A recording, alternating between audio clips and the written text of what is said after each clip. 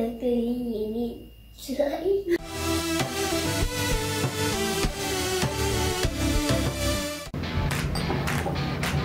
Guna buat slime menggunakan bahan-bahan yang ada dekat rumah saja.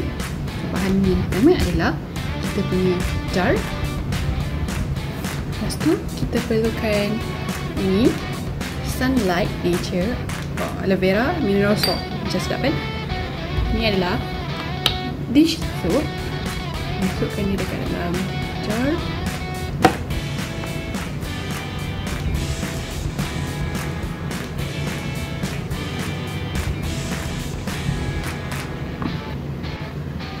Untuk yang clear ni kita masukkan colour.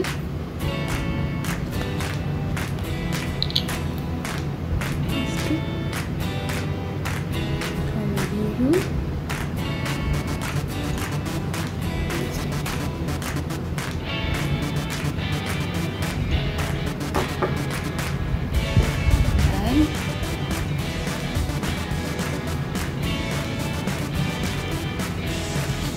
Merah.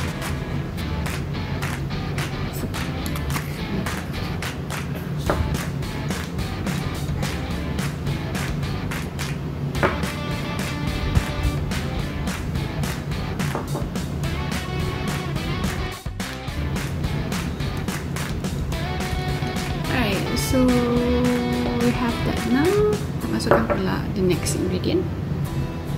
Garam. Sure berapa banyak, kita just masukkan dia.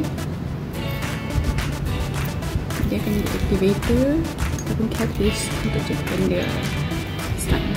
Kita kacau. Macam kita nak masak, tak kita masak, kita masukkan dia berapa-berapa yang macam agak-agak kan cakap kan. So, and then cross our heart, cross our finger.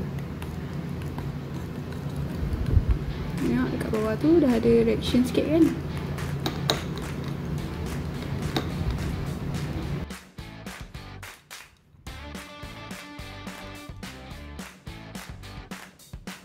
Okey.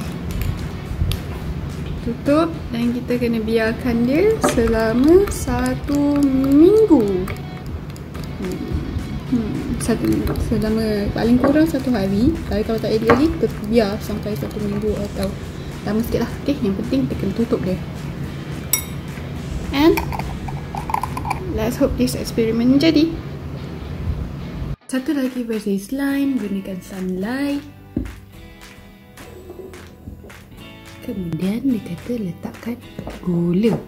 Tak tahulah berapa banyak gula yang sepatutnya diletakkan. Kita letak je lah for the sake of experimenting, untuk at least sunlight ni takkan kencing manis pun kan. Okay. Kemudian masukkan dekat dalam peti ais 1 hingga 2 jam. Lepas tu kita akan tengok macam mana dia punya result. Okay, so today is the day kita nak tengok kita punya sunlight slime. Kita dah tunggu selama 2 minggu. So inilah slime kita. Lakukan dengan lagi satu. So, apa yang kita dapat hanyalah sunlight yang lebih masin. Langsung tak jadi. Sebenarnya benda tu tipu je. Sebelum ni kita ada buat slime menggunakan borax. Borax tu sebenarnya borat ataupun boric acid. So, borat ni sebenarnya ada dekat dalam mana-mana deterjen. Dia salah satu komponen dalam deterjen. Buat apa tambah garam sebenarnya, betul tak? Nasib baik tak ada orang minum. Boleh. So, jangan buang masa. Tak payah buang tenaga. Jangan berharap walaupun dia tunjuk macam best gila dia punya slime tu kan. Atau mungkin sebab Malaysia punya sunlight. But then again, as I said tadi, borax tu memang dah ada dalam deterjen patutnya. So, kalau itu tahap slimy dia, so itu je lah tahap slime dia. Kalau dapat buat, dan bagi tahu kita orang apa yang korang buat yang menyebabkan lain daripada apa yang kita orang dapat.